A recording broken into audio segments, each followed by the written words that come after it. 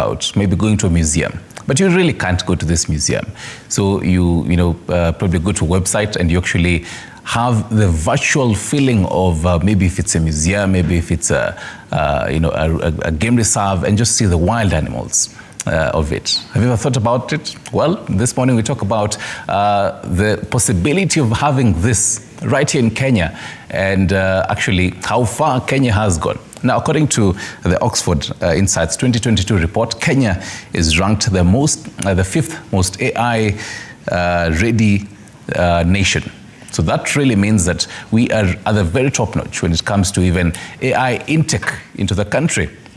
And to help us have this discussion is Managing Director at Travel and Related Studies Center.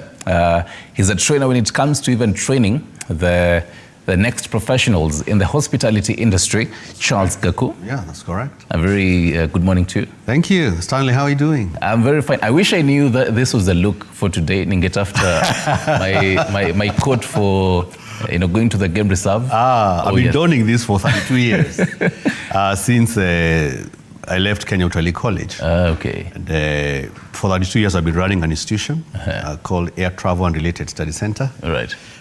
Providing training in the fields of travel, tourism, and hospitality. Fantastic. Right in the heart of Karen.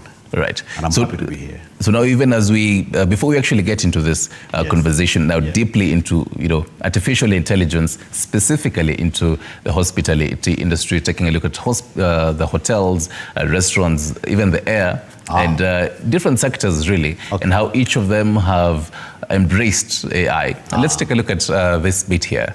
As the world rapidly adopts the use of artificial intelligence across different sectors, there has been a debate on whether or not the technology should be regulated. Governments across the world are spearheading campaigns to have safe artificial intelligence. But what exactly are the concerns raised by industry experts? Take a look. In an era defined by technological marvels, artificial intelligence stands at the forefront, reshaping the very fabric of our existence. Our reflective journey today is one into the realm of artificial intelligence, which is a landscape whereby human ingenuity converges with machine brilliance. Artificial intelligence, AI. Some people have heard of it, some people haven't. It's been dubbed the next big thing since the Industrial Revolution. AI is being termed as transformative, revolutionary, and innovative.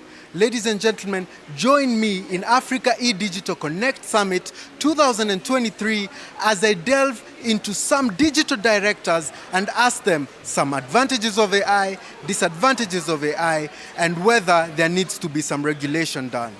We meet with a tech company founder, Mwendwa Mutua, a director at Nemtech Technology, who tells us that AI did not just come about in the recent past. AI was not founded in the last 10 years or 20 years.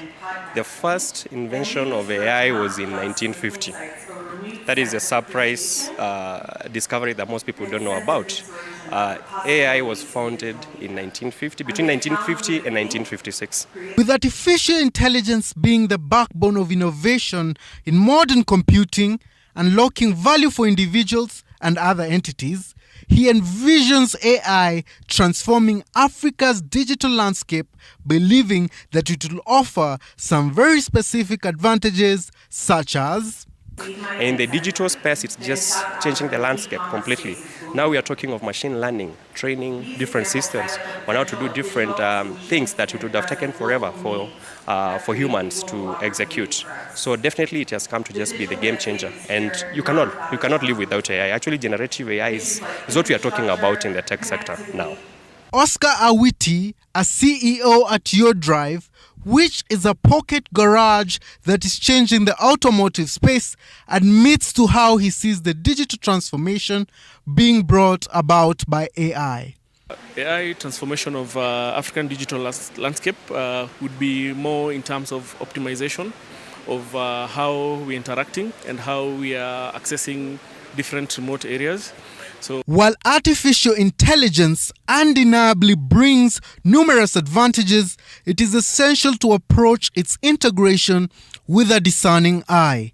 And as Oscar says, getting regulations becomes imperative to ensure responsible AI development. There are a lot of regulations that need to be put in place because one thing we need to look at critically is the bias, because AI is fully dependent on the quality of data that is being put into the systems. So if we have a particular bias, the output would be biased as well. As we navigate this technological landscape, informed choices and a thoughtful understanding of both the benefits and drawbacks will shape how we integrate AI into our lives. As they come. But look at the advantage side of it and make sure that you're not left behind. Because as they always say, AI is not going to replace any job. But you'll be replaced by somebody who is using AI if you're not using AI. I believe AI is good, but we also need to continuously evolve as humans in terms of our understanding of AI and what we want it to do for us. Mike Mati, TV47, Nairobi. Thank you, Mikey, for that. There's a very interesting quote that one of the guys have said there. Okay. Not replacing, AI will not replace your job. And I'm in studio with Charles Kaku, Managing Director, Air Travel and Related Studies Center, and just taking a look at, well, we always have the whole conversation of artificial intelligence, but we really want to narrow it down when it comes to hospitality. Yes. So even as even as you also tell us how true that is and your experience, let's just start on the broader bit of it, the introduction of AI into the hospitality. For you, how do you understand AI in the hospitality industry? I like to divide it into different sections. I want to start with the airline industry, the aviation industry. And I'm surprised to hear that this is a 1950 phenomenon. 20 years ago, Stanley, we were on paper tickets. You had to write your ticket, get a ticket issued, and so on and so forth. If you forgot it to get to the airport, you had to get a new ticket, a fresh ticket. But these days, you are on paperless. Just go, show your passport, and you're able to go in. I think airlines are the finest form of AI acceptability in our industry. And specifically in Kenya? Specifically in Kenya. And the good thing about airlines, they mainly run in alliances. We have the Sky Team, we have the Star Alliance, and so on and so forth. That means that whether you're in Kenya, whether it's Kenya Airways or KLM or your friends, you're on the same platform. So we did away with paperless tickets. We did away with paper tickets at the same time. Today, I think when you go to an airline, you can self-check-in, you can print your boarding pass, and the first time that you encounter a human actually is when you're boarding the aircraft, right at the stairs of an aircraft, which is a good thing. Like where I am at Air Travel Related Studies Center, because most of our exams come from International Air Transport Association, IATA. IATA is a global association of all the airlines of the world. They are far ahead of any other institutions that I know as far as embracing AI is concerned in terms of examinations. So that's in the aviation? In the aviation industry. Sector. Have other sectors also embraced AI as much as aviation? I think aviation is leading because from an exam perspective, our students are required to come with a laptop on it for an examination. The seat for the examination on the laptop is all E. And there is a robot called a proctor that is making sure that that student does not have any unwanted materials. They are on their own examination desk and so on and so forth. So then exams come. The exams are done, the results come out straight away. So good thing that as far as giving a qualification is concerned, we do have that already in place. Right. The short fall of it is that the syllabus is not AI again, SASI. Right. In terms of the content, has very little to do with AI, the way it is taught, and even what is contained in the syllabus. That is one area in which I think airlines are lagging behind. Coming to the airports themselves, which is another area in which takes care of travel and tourism and aviation. Yeah. You know that these days, just by looking at a television at the airport, they capture all your data. You don't need to really show your physical passport for you to, be able to be scanned and so on. They can tell who you are by just looking at a television. So, or the screen for that matter. So this is happening. So that's the first area in which it has been very developed, and I'm very happy that airlines have taken that. It has taken us 15 to 20 years. Coming to hotels is where, again, slowly picking up, but we are doing it at a slower pace than what happened in the aviation sector. What I mean by that is some areas, like operations, are well streamlined, and AI is helping in that particular aspect. But coming to check-in is fine.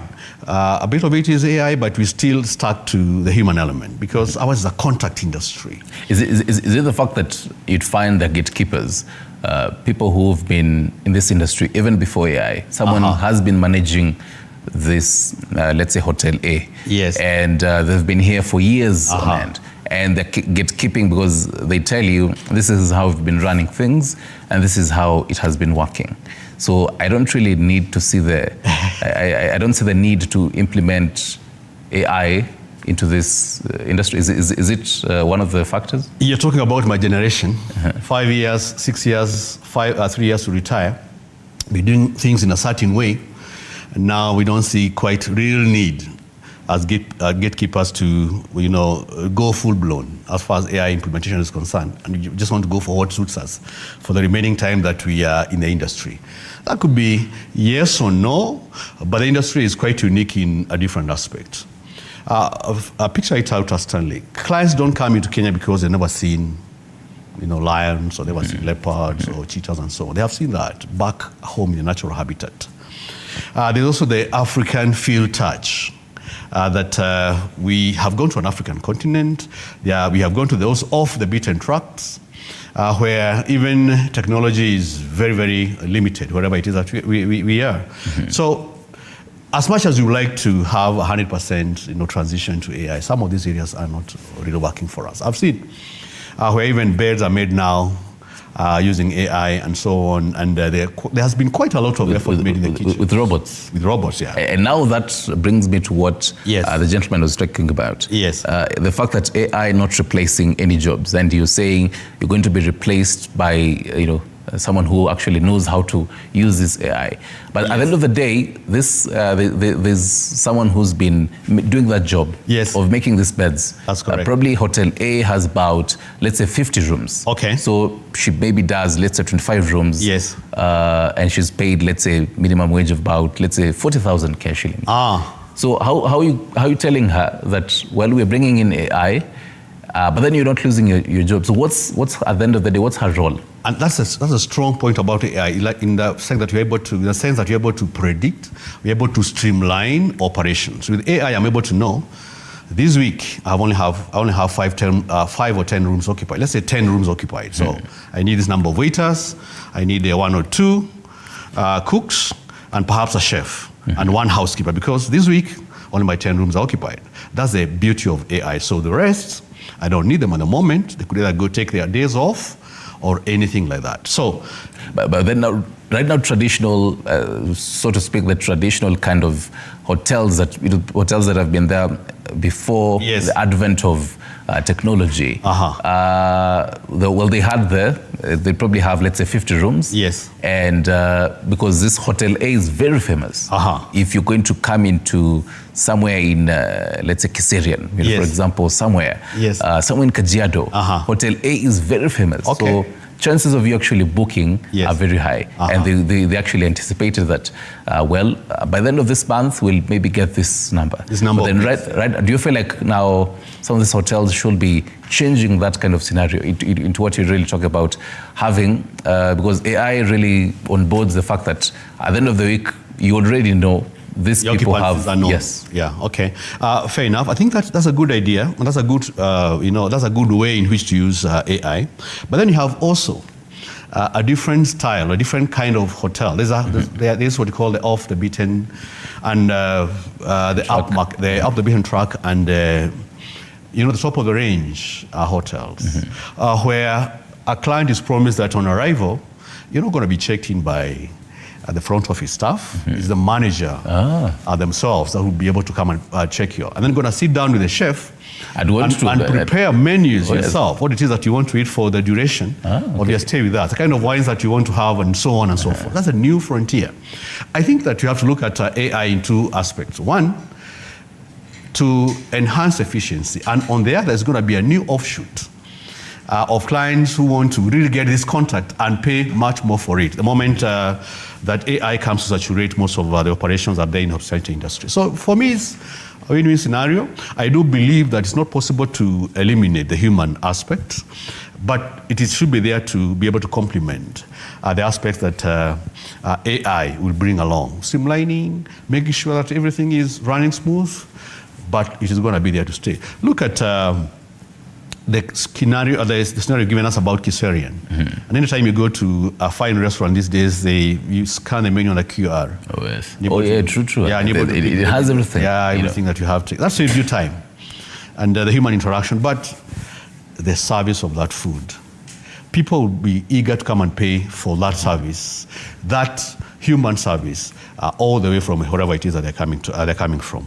But I'm curious, Charles. So, what's your experience? Yes. All these years, because I'm pretty sure you're there even before the advent of AI, and they're now into it. Yes. So you've seen the whole transition of it. What do clients say when, and different ranges of clients, because you have, young Gen Z and millennials want to experience, the hospitality industry in a very different kind of way. They will appreciate their privacy. That's right. But then now there's the old folk like you. Old folk just like us. What's happening in, for example, in aviation, you have very little, you have very little to say about, because when you're traveling, Stanley, you have a child, you have an infant, and you have your wife and husband. You're the husband, you have a family with you. They all have to go through the same boarding scanning. They have to print their tickets online, and so boarding pass online, and they have to, of course, get the aircraft. That one you have very little say.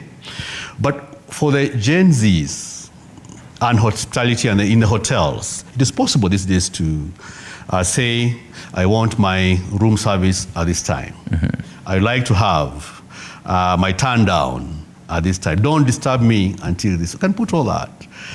That looks great, and that can save time, and that makes your holiday even more peaceful. Oh, yes. So that's. I'm pretty sure the people out here who they go to Hotel A and want to ski a room service at 6 a.m. and they're not even awake. They're not even awake. But so that can help in that aspect. But you also have another group, like a group that I normally handle, elder household. These are retired, over 75, all of them.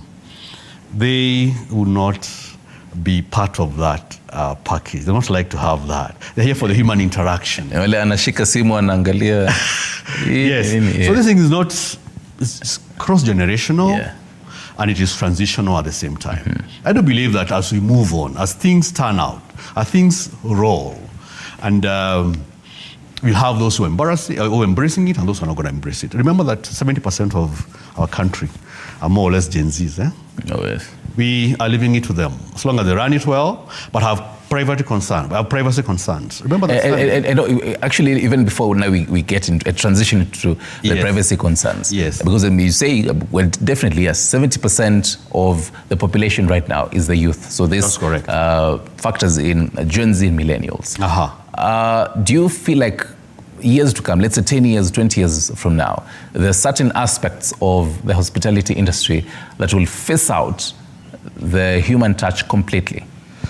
Not possible to replace human touch. Remember the story that you've just watched there? We should think about how to complement each other. And there's this line of operations that will be fine without AI, but there's another line that will still remain. Look at the tour guiding profession, for example. As I said before, clients don't come here to see lions that they have seen on 3D and so on. They want them in a natural habitat. It is possible today to use AI and enhance the guest experience in the national parks, Masai Mara, Amboseli, and Tsavo. We are getting to an era where there are stories of how we can color our big five, lion. Oh, yeah. I mean, in South Africa, they're doing that. They're doing that in South Africa already. So you drive, because you know where the lion is, they're able to photograph and so on and so forth. The same, you move on where the buffaloes are, where the rhinos are, and so on and so forth. But is that what the client has actually come to see? If I was a client, that really just removes the fun out of it. I went to be in that vehicle for like 5 hours anticipating. Looking for them and even not finding them. For the rhino to just charge. You know, the beauty of doing this thing manually is also to miss the animals. You don't get all of them, so you can get back to a country. We earn more foreign exchange. I mean, so if they are all collared, this is where to find this, where to find that, and so on and so forth. It will be a one time. And have you really come and seen the animals in natural habitat? It's like you've been calling them. So we have to have that aspect in mind. It's possible to use AI in a way that it could help us make our work easier, but also there's a flip side. The security aspect also is very important. When you scan my data, you scan even what you don't need for your own use. So that leaves me exposed. We do not know what it is that you're going to use for the rest of the data that you don't actually need. We have had cases where we have animals being photoshopped. For example, national parks and reserves. You don't have any elephants in Nairobi National Park. We don't have elephants as well in Lake Nakuru National Park, or even rhinos in Samburu, or even in Amboseli. But AI is able to help you to Photoshop all this as if there are all those big five present in national parks where they're actually not present. So one it means or two is missing. So it means that there's a possibility and there's a danger of, let's say, again, I'd use Hotel A, for example. Yes. For Hotel A, because Hotel A maybe offers accommodation and maybe it's just nearby a reserve. Yes. So there's a possibility of Hotel A overselling. Overselling is the word. Whatever it offers. Yes, come to Lake Nakuru National Park, going to find the big five. And we don't have elephants there. So what's that guest experience when they come and find in the real sense? We don't have elephants in Lake Nakuru National Park. We can use AI to oversell, and that is not quite right.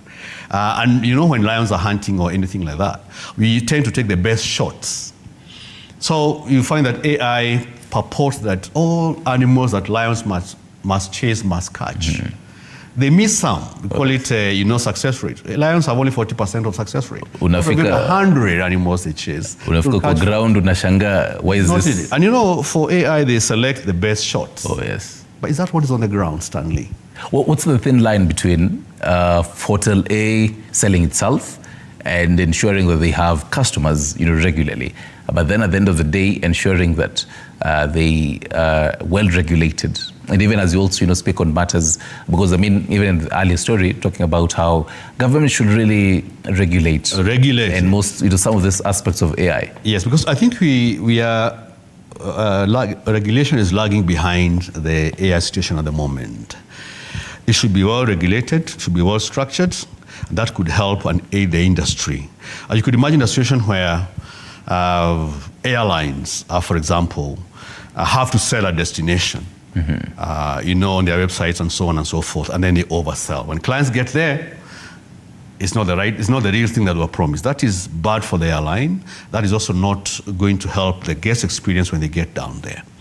So what does Hotel A need to do so that they don't really cross that line of overselling and ensure this is what you're selling to you? Yes.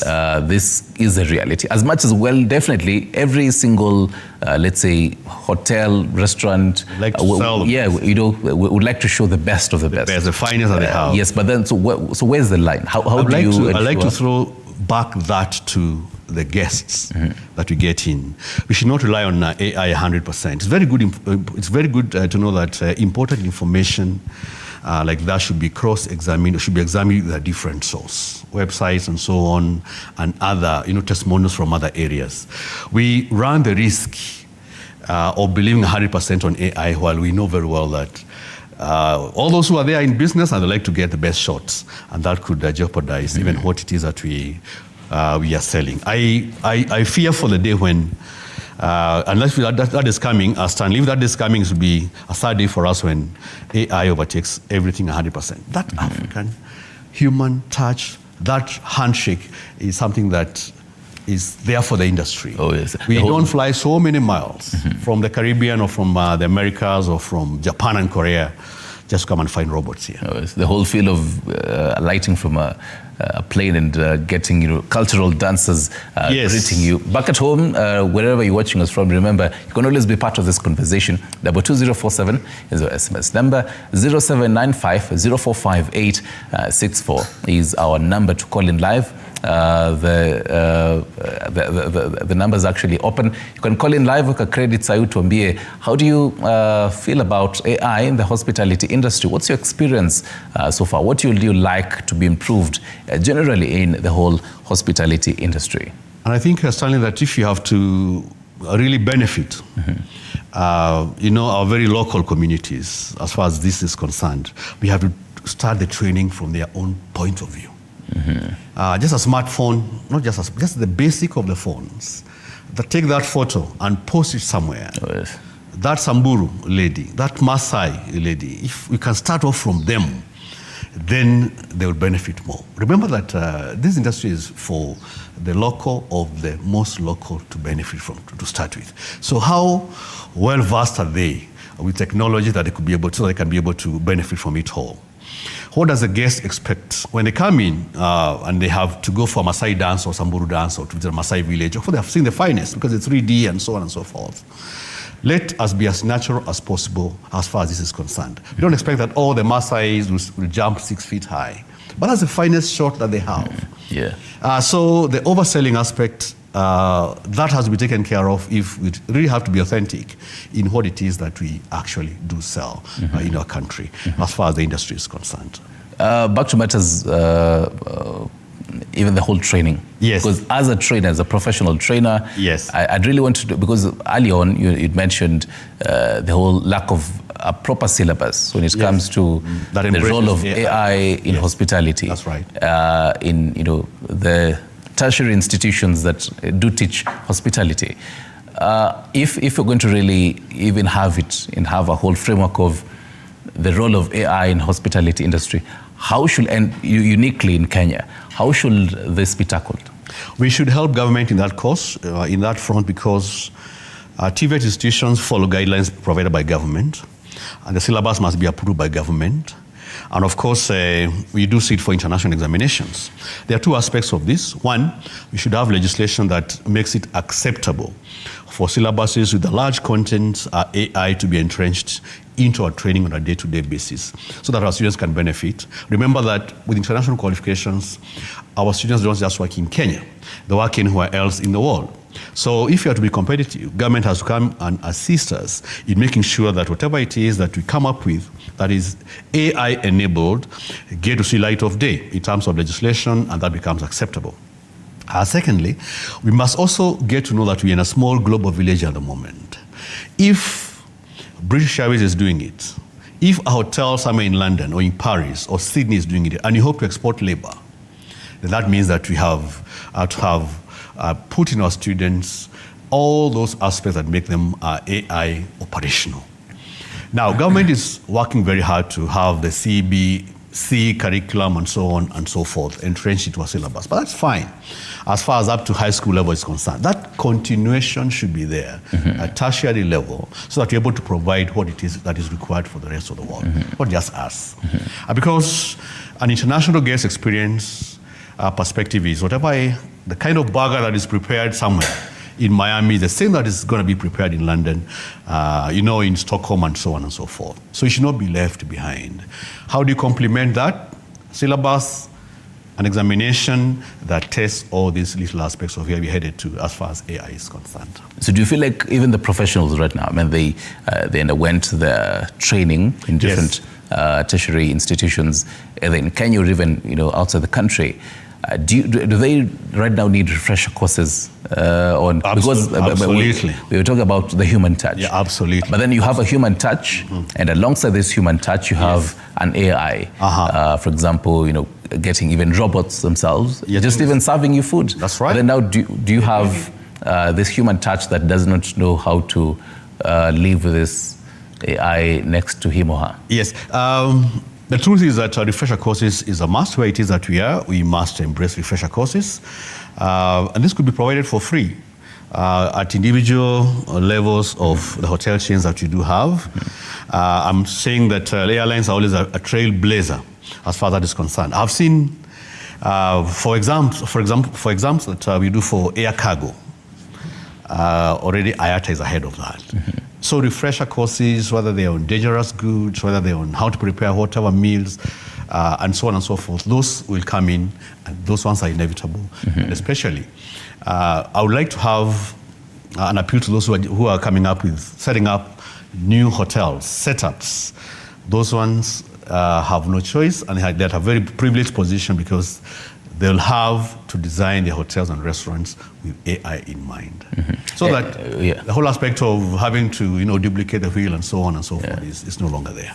And plus, because the kind of, let's say, even hotels that we're used to, I will always anticipate international as well as domestic tourists. But then here, AI tells you can actually have a virtual kind of tourists. Yes. What's your take on that? Because at the end of the day, I'm somewhere deep into the village. And I'd really love to experience a particular, let's say, hotel, maybe if it's Hotel A. Yes. And I'd love to experience whatever it offers, a number of its services, for example. And I see they have very nice on its menu. I've scanned it and I've said, today's menu looks amazing.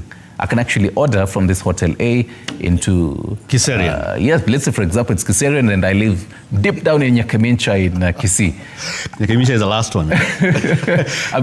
What's the future of a virtual tourist? Let me tell you, the good thing we have as a country in Kenya, and I'm very happy to hear that. Are we number 5 in the world? Yeah. That's big. That's according to a 2020 report.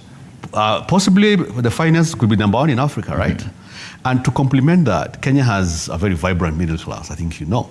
You know that during COVID, 50%, actually 75%, 50 to 75% of occupancy in our hotels and lodges are by Kenyans themselves. So if we are adapting to AI that fast, that means that we should use AI as tour operators, as hotel chains, to be able to tap into this very much emerging economy that is being brought by a middle class. We should not just think about our international clients with AI in mind. We should start here at home because of the numbers I've just been talking to you about. During the low season like now, the month of April, May, and June, our hotels will still be full at 75-80% with locals, what you call domestic tourists. So I think the whole thing is to start at home, and this could help out. You don't have to go to an Ashipai to experience their burger, or to experience, their chop, their pork chops, and so on and so forth. You're able to do that, and you get it wherever it is that you are. So if we want to experience, even right from the comfort of wherever it is in our houses, that is possible. And I'm very happy with all the globals of this world and so on and so forth. They have tapped into the Gen Zs because they know that this is where the whole AI story is headed, and that could be a good thing for all of us. And actually, because now that's a whole kind of sector that has really embraced AI. The whole restaurants right now. Yes. In most areas of CBD. But then, so this, because it really caters for people who are probably looking for food at the minute. By 2 minutes, the only human touch they get is probably the delivery guy. And maybe there's actually a very minimal kind of interaction. It's just hi. Yes, that's about it. You know what I like about what I like about it? This is a new offshoot. The AI phenomenon is a new offshoot into how we've been doing business. But at the same time, this is going to be another way of alternative tourism in hospitality. There are those who will be sticks in the mud like me, who would say, I want to be served by a human. I want to be greeted. I want to get the chef. We prepare a menu for my family for the 4-5 nights I'll be there. You pay a premium for that. I want to be received by the manager of the hotel. You pay a premium for that. And actually, not because you're talking about a premium. Yes. So you see, that's on the client side. That's on the client side. But then now, so for this, let's say back to my Hotel A in Kiserian. Okay. So what does Hotel A get to benefit from when it comes to if they're going to really incorporate AI into their systems, into their daily routines, every single, from A to Z. Yes. They have AI systems. What do they get to benefit from that? Of course, the streamlining of the operations. There are those things that can be done AI 100%. Accounting, bits of pricing and so on. That's all AI aided 100%. That is good. But I must insist that it's not completely possible to replace this 100%. That's why you will find some 10, 15% also being run by human. Even the AI functions need to be supervised by humans. They could break down. That could really disadvantage a guest's experience as far as that is concerned. But the hotels I'm talking about that will remain anti-AI could be smaller in size and charge a premium because they want to still insist on that personalized service. They are few and wide and small in size. Let the other one run on AI on these functions that are AI aided and still the personalized one, and life goes on. Whatever will change along the way. As we are saying, this started in 1950s. That's about 80 years ago. So you don't expect standing that in 5 years we all have nothing. We are not going to speak to each other because AI has come to divide us. We should use it, like the way you're using computers at the moment. We should use it the way you're using IT at the moment to help and enhance the guest experience and to ensure that our lines are streamlined and to maximize on the profits because we have a much more predictable business that you have to run, courtesy of AI. And at the end of the day, essentially, AI has also brought a whole platform of people being able to learn about cultures, about different aspects of things about even a country, for example. If we're going to, let's say, go into Hotel A in Kaserian, AI, and I'd love to get your view on this. The fact that AI now brings a whole bit of, you're able to actually learn different aspects of, let's say, if it's culture, if it's the music, in places that we rarely get to talk about. Because, essentially, you'd find even the country really selling some aspects of, the country, some game reserves, some particular hotels, but then there are places that people never talk about. Deep there, let's say even in Nyakamincha, the people who carve stones there. Yes, at Tabaka. Yes, they're rarely talked about. So what do you think AI is really going to help when it comes to this? AI will be very, very important in exposing the off the beaten tracks, the Tabakas, those lost communities in Palau and so on, because you're able to Google them and get much more. And you can have it such that you have that feeling of them, wherever it is that they are on 3D, that is on AI. So we should use it to expand and make our village, our global village, even smaller than it is. And this could be very important for researchers. Those who want to research on hospitality, travel, and tourism, that could really help them in ensuring that even for those very little, you talk about the North Pole, the South Pole, how many people have been there? How many documentaries have been done in those particular areas? So if you can bring those home, that could be more research done, much more awareness, much more intention to go and visit and even, think about those off the beaten tracks even the more. So new avenues, new frontiers will be opened by AI as long as it's used constructively. Do you feel like now maybe some would probably see it as a disadvantage that the fact that even having some of this, let's say if it's AI and you're somewhere in UK and you're able to virtually in 3D be able to see a particular museum or a game reserve or even a hotel, and you're able to see the kind of services offered, everything there. And it really quenches the thirst of the kind of unknown. Do you feel like it might really reduce the number of even visitors that we may have? Into a country? Yes, because, well, at the end of the day, and traditionally we have people coming, you'd actually go to a place just because you heard of it. You heard something about it. You heard about Hotel A in Kaserian, and someone told you, hey, pale, nyama choma ya pale ni tamu sana. And that was just it. So you're going there just to quench that. But then, do you feel like AI might quench the thirst even before you actually come here? I think it's the other way around, if you ask me. Do you feel like it will be a loss to the airlines and so on? I think it's the other way around, because it will be exposing different areas. And airlines have to work very hard to be able to, to get connectivity to those different areas. As far as getting that meal from wherever it is, from Nyakimincha back to where I am here in Nairobi is concerned, because they have very nice matoke in Nyakimincha, that's fine. Yes. But I'm saying that those who will visit those particular places, because they're off the beaten, will be more than those who just want a meal from it. The whole guest experience, not just the meal.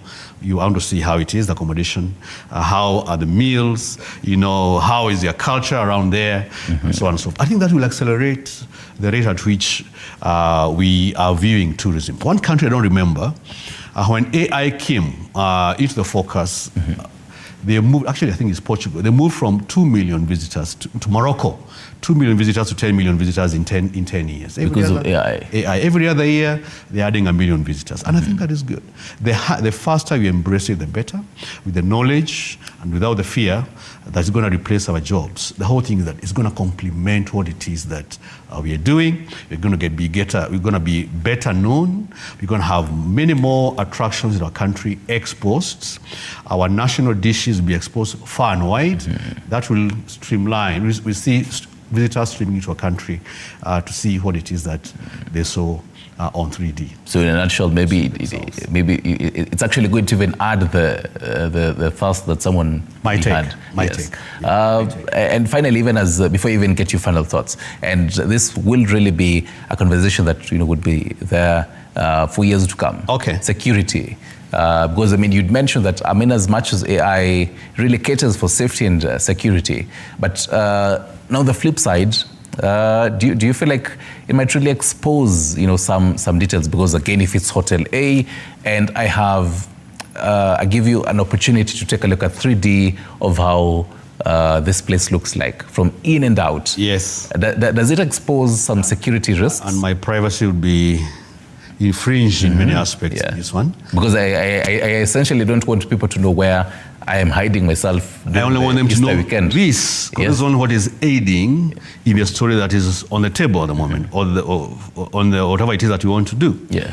I think legislation will come in very handy as far as that is concerned, because unless legislation is already in place, that could cause a lot of litigation here and there. So I think that should be done. And I hope in developed countries that's already, in place. And that's something that we have to think about. Not like running after, the M-Pesa, that you are running after M-Pesa, having legislation, when M-Pesa is already in place, and so on and so forth, which is the downside of it. But I think the benefits far more outweigh these little risks that we are talking about, as much as legislation is put in place. All right. And even as your final thoughts, because while we're really here debating, is it 10 years, is it 20 years, depending on, again, even the client preference. Gen Z will tell you, I'd probably tell you, even in the next 5 years, well, as an old folk like you, like, nah, you guys need more 20 years. Your final thoughts on the kind of teething gaps we're having on AI, and what we really need to do to just enhance the in tandem of AI into the hospitality industry. I think because we're leaving it to the Gen Zs, let them use it wisely. Let them use it to boost our numbers. Let them use it to increase foreign exchange. Let them use it to travel the world, and not just to hang around for the world to come to them. We've traveled all over the world, courtesy of not being AI enabled, and I'm sure it's going to catch up with us. But you're leaving it to a generation that I'm sure, if they use it correctly and in the right way and appropriately, it will be of immense benefit to them. Because the world is one. The small village, it does not shut you from traveling just because you can get all these benefits, all these attractions right from your bedroom. I think use it to your advantage, and you'll be able to be a much more complete person. But don't overuse it. Don't overshop it. Don't Photoshop it. Do not upsell it. Just do the right thing. Just do the right thing. And we'll be there. Just do the right thing. I love that some important nuggets for you back at home, wherever you're watching us from, in case you're watching us via mobile. In case you're just joining us right now and you wonder, I should have actually joined into this conversation, head into digital platforms and YouTube. TV47 KE. I'm yours truly, Stanley Jerigita. That is where we wrap it up on this matters conversation. But again, this conversation always continues on our digital platforms, www.tv47digital. Charles Gaku, Asante Sana, Managing Director at Travel and Related Studies Center. Thank you very much for your time. Thank you very much, Stanley. Oh, yes. See you soon. See you soon, lazima. And some boots. All right, and speaking of actually going out there, after this short break, we are going out there with you all the way to Kiserian in Kajiado County just to